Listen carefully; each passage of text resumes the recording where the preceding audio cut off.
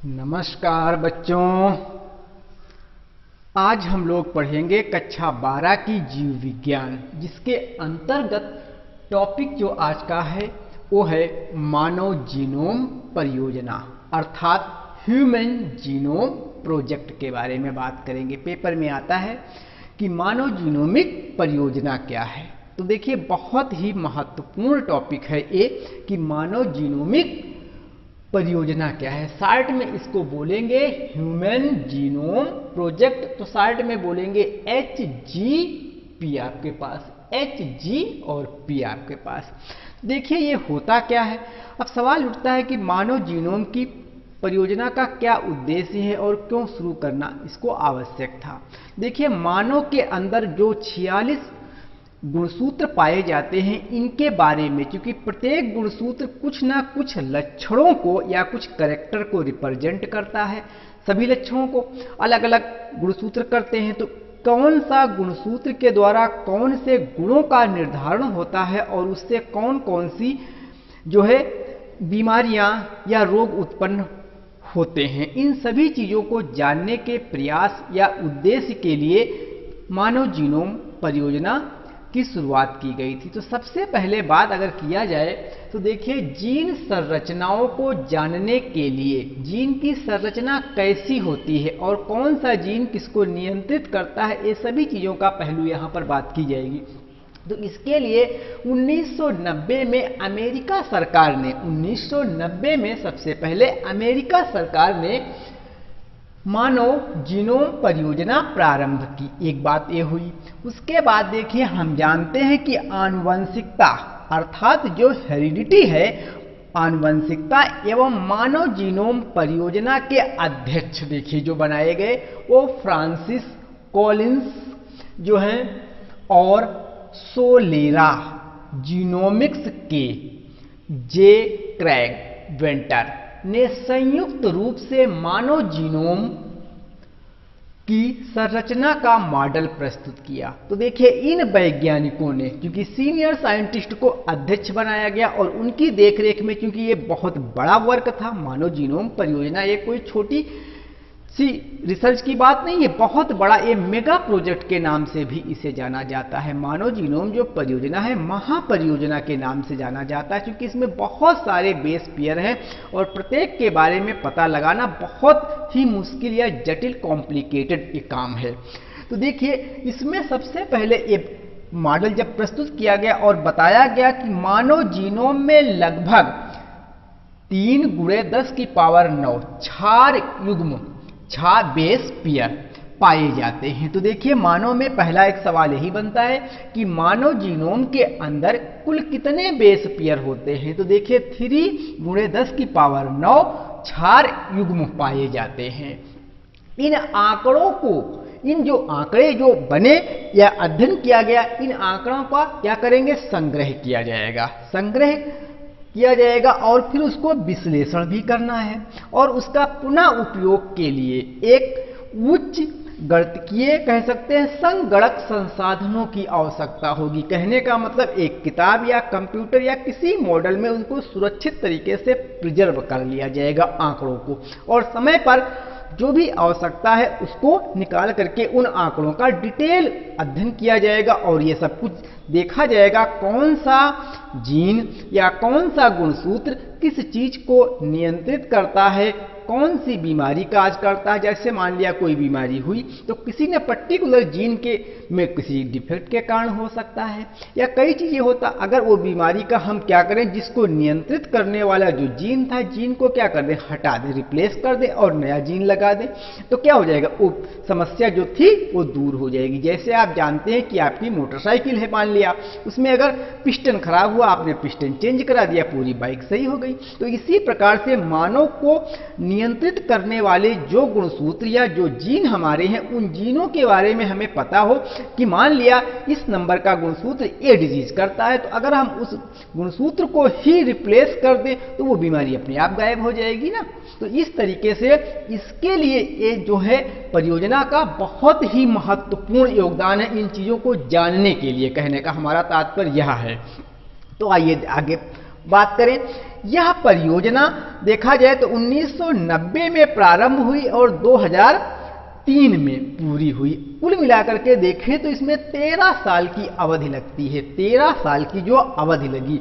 तो इस परियोजना का अगर देखें संयोजन यूएस डिपार्टमेंट ऑफ एनर्जी व नेशनल इंस्टीट्यूट ऑफ हेल्थ ने किया। तो ये दो संस्थाएं जो हैं जिसमें कहा गया है कि आपके पास यूएस डिपार्टमेंट ऑफ एनर्जी और नेशनल इंस्टीट्यूट ऑफ हेल्थ जो सिस्टम है, इन संस्थाओं ने मिलकर के इस महापरियोजना पर कार्य किया, डिटेल जो है वर्क किया। क्योंकि ये बहुत ही महत्वपूर्ण है कि जीनों के बारे में पता लगाना, इससे पता लग जाने से हम उसमें उलटफेर कर सकते हैं, उनके क्लोन भी तैयार कर सकते हैं और उसमें जैसे हाइब्रिड टाइप के बहुत से पौधे तैयार किए जाते हैं, हम मानव को भी हाइब्रिड तरीके से लैब के अंदर डेवलप कर सकते हैं। लेकिन जब हमें मालूम होगा कि कौन से गुणसूत्र कौन सी चीज़ों को नियंत्रित करने वाले हैं या नियंत्रित करते हैं और वो कैसे वर्क करते हैं, सारी हमें प्रक्रिया या उसकी जो मैकेनिज्म है, कहने का मतलब, वो पता होगी, तो हम उसमें कौन सी चीज़ को हमें बढ़ाना है, किस पहलू को हमें घटाना है, उसमें परिवर्तन करके हम उसमें क्या करते हैं, पूरे सिस्टम में चेंज ला सकते हैं।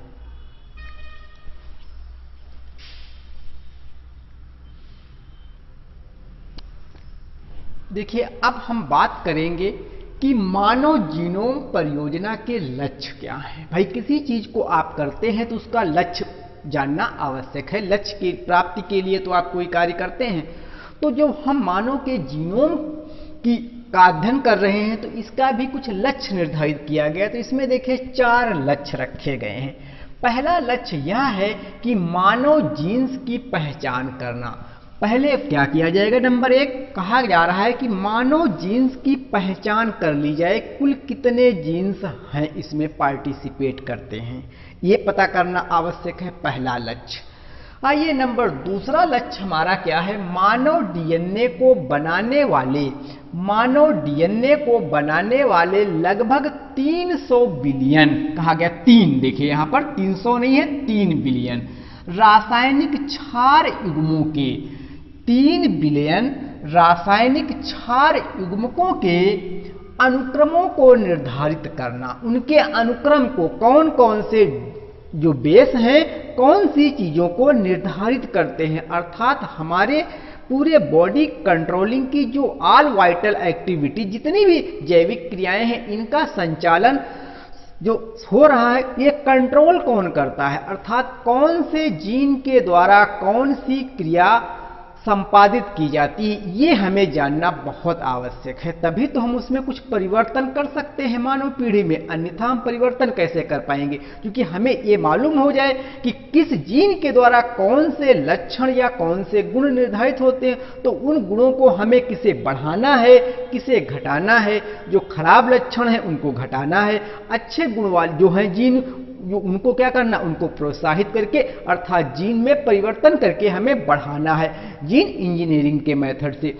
तो उससे क्या हो जाएगा, उससे जो मानव समाज है एक सभ्य और सुविकसित, एक बेहतरीन समाज की हम कल्पना कर सकते हैं इस तरीके से।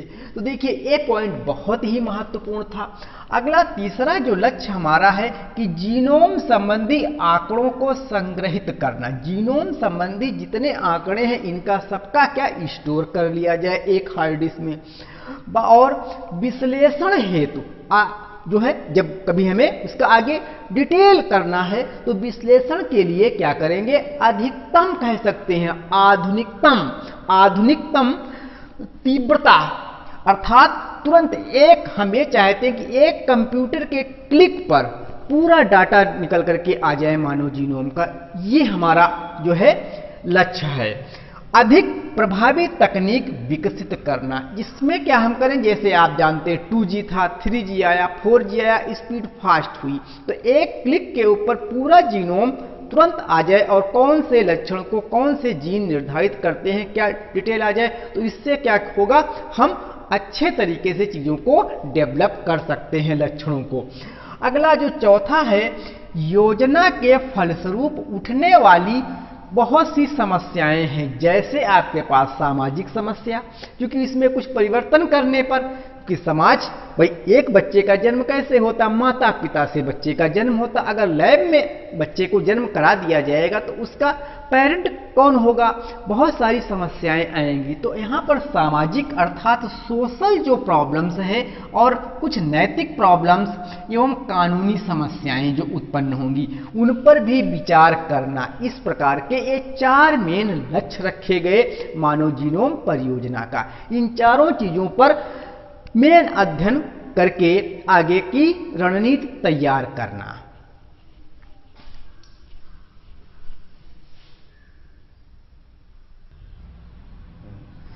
अब देखिए हम बच्चों बात करेंगे कि मानव जीनोम प्रोजेक्ट जो था इसके अंदर कौन कौन सी विधियों का प्रयुक्त किया जाता है, कौन कौन सी विधियां अप्लाई की जाएंगी। कहने का तात्पर्य हमारा यह है। तो देखिए सबसे पहली जो विधि आपके पास आती है अभिव्यक्त अनुक्रम टैग्स कहा गया है। देखिए हम इसमें करते क्या है, तो कोशिका में जीन की सबसे पहले अभिव्यक्ति, कोशिका में जीन की सबसे पहले अभिव्यक्ति कहा गया है mRNA के रूप में होती है। अब आप इस बात को कैसे सिद्ध करेंगे mRNA के रूप में, क्योंकि आपको मालूम है डीएनए से डीएनए का बनना डुप्लीकेशन या रिप्लीकेशन कहलाता है। और आपने देखा था कि डीएनए से जब mRNA बनता था तो ट्रांसक्रिप्शन बोलते थे, और mRNA से क्या प्रोटीन बनती है, और प्रोटीन हमारी बॉडी बिल्डिंग मटेरियल होती है। जैसे आप उदाहरण के तौर पर आप घर में आपके 4-5 लोग तो होंगे ही कम से कम, तो आप देखिए खाना सब लोग एक ही जैसा खाते हैं, एक जैसा खाते हैं, लेकिन सभी के शरीर का विकास, सोच में परिवर्तन आ जाता है। क्यों परिवर्तन आ जाता है, उसका कारण यह है क्योंकि हमारा शरीर जो प्रोटीन निर्मित कर रहा है वो सब में जीन तो वेरिएशन है, जीन अलग अलग है, तो अलग अलग जीन है तो अलग अलग प्रकार की क्या प्रोटीन का भी फॉर्मेशन होगा। तो जब अलग अलग प्रकार की प्रोटीन का फॉर्मेशन होगा तो सभी बॉडियों का अलग अलग तरीके से डेवलपमेंट भी होता है। बात समझ रहे हैं, अलग अलग तरीके से डेवलपमेंट होता है। तो देखिए और प्रोटीन बनाने के लिए जिम्मेदार कौन है, आरएनए आपके पास है। देखिए यही बात यहाँ पर कही गई, अतः कोशिका में आरएनए की जानकारी, अतः कोशिका में आरएनए की जानकारी प्राप्त करके जीन की जानकारी प्राप्त की जा सकती है। इसलिए यह विधि बहुत ही महत्वपूर्ण पॉइंट बनकर के आया कि हमें आरएनए के बारे में जब पूरी जानकारी होगी तो उससे हमें पता लग जाएगा किस टाइप की प्रोटीन बन रही है। क्योंकि आप जानते हैं इससे पहले सभी चीजें पढ़ चुके हैं, तो हमारे शरीर में 20 अमीनो अम्ल पाए जाते हैं, 10 हम भोजन के द्वारा लेते हैं और 10 हमारा शरीर स्वतः निर्मित करता है। तो जो स्वतः निर्मित कर रहा है उसमें चेंज आ जाता है, एक्चुअली में पर्सन टू पर्सन वेरी कर रहा है। भोजन के रूप में तो हम घर में 4 लोग हैं तो एक ही जैसा चीजें खाएंगे, लेकिन जो हमारी बॉडी अंदर बना रही है वो अमीनो अम्ल में घट कम या ज्यादा होगा कि पर्सन टू पर्सन अलग अलग व्यक्ति में अलग अलग टाइप के बनेंगे। इससे क्या हमारे बिहेवियर या एक्टिविटीज में चेंज आता है। तो देखिए ये बात यहां से भी पता चल रही है। अब तो दूसरी, ये पहली विधि थी आपके पास, दूसरी विधि अब में आप क्या करेंगे, तो देखिए सीक्वेंस जो है, सीक्वेंस जो आपके पास है ये एनोटेशन विधि होती है। इस विधि का नाम है सीक्वेंस एनोटेशन विधि। इस विधि में करते क्या है, जीव के पूरे जीनोम के, जीव के अंदर जितना भी जीनोम है इसमें कोडिंग रीजन, देखिए आपने पढ़ रखा है कोडिंग और नॉन कोडिंग। आप इसी चीज को क्या पढ़ते थे, यानी जो है एक्सॉन और इंट्रॉन के रूप में आपको बताया गया था। एक्सॉन और इंट्रॉन होते हैं, कहां से आते हैं, कैसे आते हैं, ये सब चीजें पढ़ रखा है जीन में। आपने इसी को यूक्रोमेटिन, हेट्रोक्रोमेटिन, इस सब चीजों को पढ़ा है। तो यहां पर कोडिंग वह कहा गया है, नॉन कोडिंग सभी भागों का अनुक्रम ज्ञात किया जा सकता है। कोडिंग व नॉन कोडिंग सभी भागों का अनुक्रम ज्ञात किया जा सकता है तथा बाद में इस अनुक्रम के विभिन्न क्षेत्रों को उनके काम से जोड़ा जाता है। तो अब देखिए बात यहीं पर आ गई, कौन सा coding region, non coding region, इनका क्या वर्क है, किस क्षेत्र में कैसे कार्य करते हैं। हम क्या करते हैं, सीक्वेंसिंग कर लेते हैं इस विधि के अंतर्गत, इसीलिए इसका नाम पड़ा सीक्वेंस एनोटेशन मेथड। क्योंकि हम एक सीक्वेंस बना लेंगे, एक के बाद एक क्रम आ रहा है, तो इसको में पूरी जानकारी इकट्ठा की जा सकती है।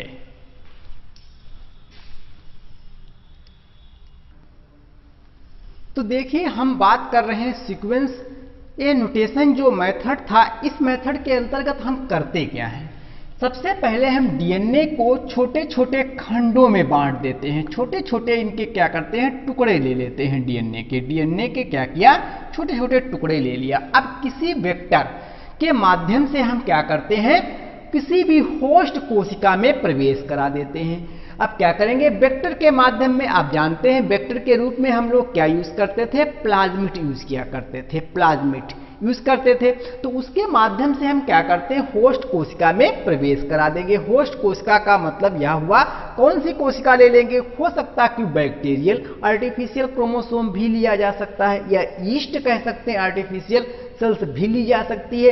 इसके अंदर जब हम प्रवेश करा देते हैं तो इससे जो डीएनए प्राप्त हमें होंगे, इन डीएनए खंडों का क्या करेंगे परीक्षण करेंगे, अनुक्रमों, इनके अनुक्रमों का क्या करेंगे हम परीक्षण करके पता करते हैं। इससे हमें बहुत आसानी होती है, आसानी से हम क्या कर सकते हैं कोडिंग और नॉन कोडिंग जो रीजन थे, इन रीजनों की जानकारी का संबंध स्थापित करने में काफी मदद मिलती है।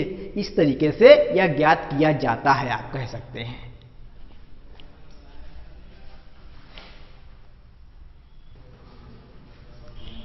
अब देखिए हम बात करेंगे मानव जीनोम परियोजना की क्या विशेषताएं हैं, अर्थात क्या उपलब्धियां हैं। तो इसकी विशेषताओं को विशेष ध्यान देना है। सबसे पहला पॉइंट आता है कि मानव जीनोम में लगभग, अगर देखा जाए मानव जीनोम में लगभग बात कही गई है, आप देखें 3164.7 करोड़ क्षारक मिलते हैं। तो इतनी संख्या लगभग क्षारकों की मिलती है। ए पॉइंट एक आपके पास बनकर आया। दूसरे पॉइंट में कहा गया प्रत्येक जीन में औसत, अगर देखा जाए प्रत्येक जीन की बात यहां पर कही गई, मानव जीनोम में लगभग इतने करोड़ क्षारक मिलते हैं। यहां पर बात कही जा रही है प्रत्येक जीन में औसत 3000 क्षारक होते हैं, प्रत्येक जीन के अंदर लगभग 3000 क्षारक होते हैं, ये बात। अगला पॉइंट आता है, इसमें कहा जा रहा है कि मानव की ज्ञात सबसे बड़ी जीन, मानव की ज्ञात सबसे बड़ी जीन डिस्ट्रोफिन है, डिस्ट्रोफिन है। पहला तो पॉइंट यही पता होना चाहिए, मानव की सबसे बड़ी जीन कौन है, डिस्ट्रोफिन है। इसमें अगर बात करें तो 2.4 करोड़ क्षारक पाए जाते हैं। इस डिस्ट्रोफिन जो जीन है इसके अंदर 2.4 करोड़ क्षारक पाए जाते हैं। अगला पॉइंट, जीन की संख्या लगभग 30,000 से 31,000 है। लगभग 99.9% व्यक्तियों में देखा गया कि न्यूक्लियोटाइड क्या होते हैं, समान होते हैं। इतने सारे जीन हैं, लेकिन अगर सभी व्यक्तियों की बात किया जाए तो 99 जो आया परसेंटेज, ये सभी न्यूक्लियोटाइड सभी व्यक्तियों में समानता पाई गई। ये पॉइंट बहुत ही महत्वपूर्ण है, बाद में डीएनए फिंगरप्रिंट में इसका उपयोग किया जाएगा।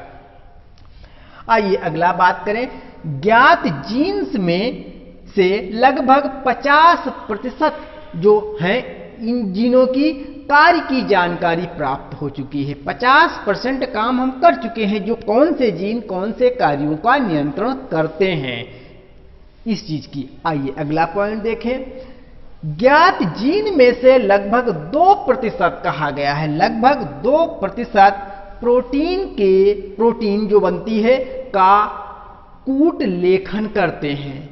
तो जो प्रोटीन का निर्माण अभी आपको बताया था डीएनए से आरएनए बना, आरएनए से क्या प्रोटीन बनेगी।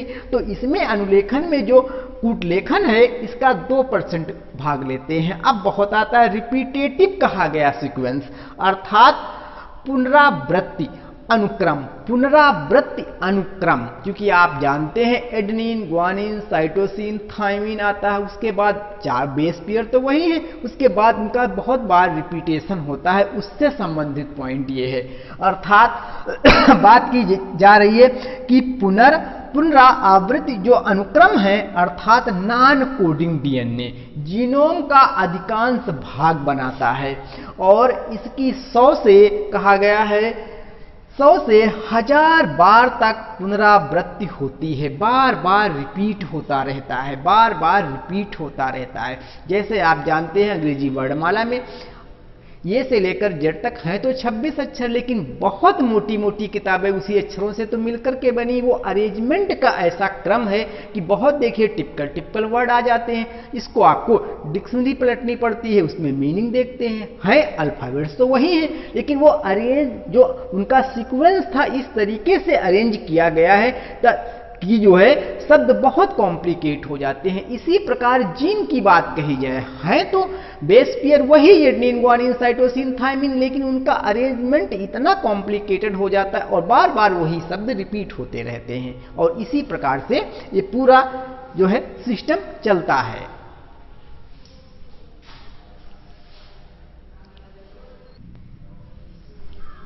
देखिए आगे बात करते हैं तो 8वां पॉइंट ये कहा जा रहा है जो बहुत महत्वपूर्ण है, गुणसूत्र यक्स। क्योंकि आपको मालूम है फीमेल है तो यक्स यक्स, मेल है तो यक्स वाई आपको मिलेगा। तो बात किया जा रहा है कि गुणसूत्र यक्स में सर्वाधिक यानी सबसे ज्यादा जीन जिसमें कहा गया इकाई, दहाई, सैकड़ा, हजार, तो देखिए आपके पास जो है 2900 जो है 68 अर्थात इतने जीन जो है पाए जाते हैं सबसे ज्यादा किसमें, एक्स में। और सबसे कम की बात किया जाए तो वाई आपके पास मिलेगा।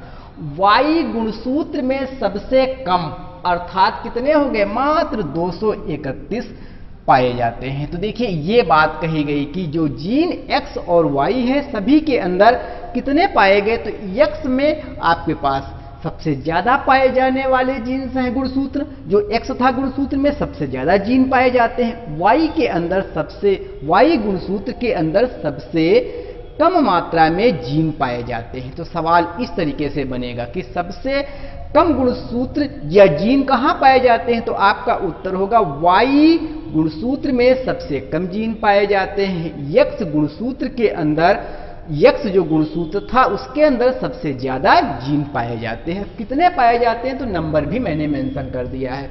और 9th पॉइंट पर देखें, वैज्ञानिकों ने मानव में लगभग 1.4 करोड़ स्थानों पर एकल न्यूक्लियोटाइड बहुरूपता अर्थात कह सकते हैं सिंगल न्यूक्लियोटाइड पॉलीमॉर्फिज्म का पता लगाया। ये बहुत महत्वपूर्ण पॉइंट है क्योंकि अभी बात इससे पहले पॉइंट में किया था कि सभी व्यक्तियों में 99.9% क्या होते हैं, समान होते हैं। ये पॉइंट फिर से एक तरीके से रिपीटेशन है क्योंकि कहा गया है सिंगल न्यूक्लियोटाइड पॉलीमॉर्फिज्म। पॉलीमॉर्फिज्म का मतलब बहुरूपता है, जीन एक लेकिन कई रूपों में प्रेजेंट हो रहा है। ये बहुत ही महत्वपूर्ण पॉइंट है। अगला लास्ट और 10वां जो इसमें पॉइंट है, रोग आधारित अनुक्रमों के संबंध की जानकारी प्राप्त करना अर्थात कौन सा जीन कौन से रोग को जन्म देता है, इस चीज की भी जानकारी यहां से प्राप्त की जाने का उद्देश्य रखा गया। तो देखिए इस तरीके से बच्चों आपने इस विशेषताओं के अंतर्गत 10 पॉइंट आपने देखे हैं।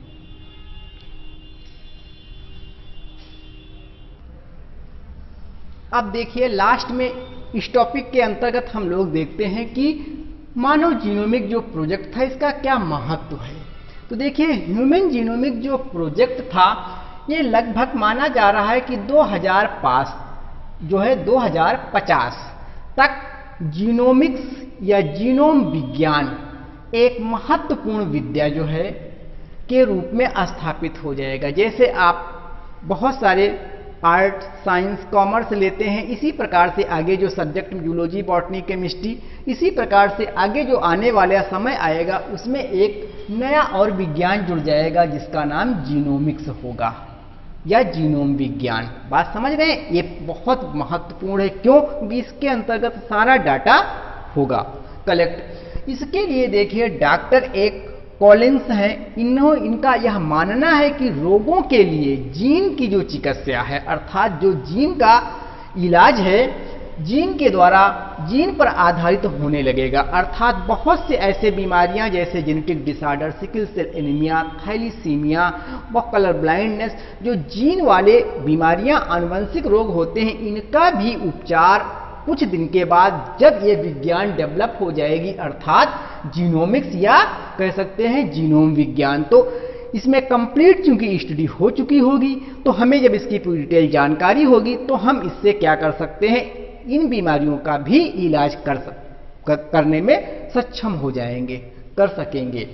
इसके लिए देखिए, इसके लिए डीएनए टीका बनाने के शोध कार्य प्रारंभ हो चुके हैं। इसके लिए क्या है, डीएनए के टीका बनाने का कार्यक्रम स्टार्ट हो गया है। तो इस प्रकार देखिए बच्चों, आपका जो मानव जीनोमिक पर सवाल आता है वो कंप्लीट मैटर इस वीडियो के अंतर्गत आपको पढ़ाया गया। इसी प्रकार से आप ये वीडियो देखते रहें। फिर हम मिलेंगे नेक्स्ट वीडियो में। जय हिंद, जय भारत।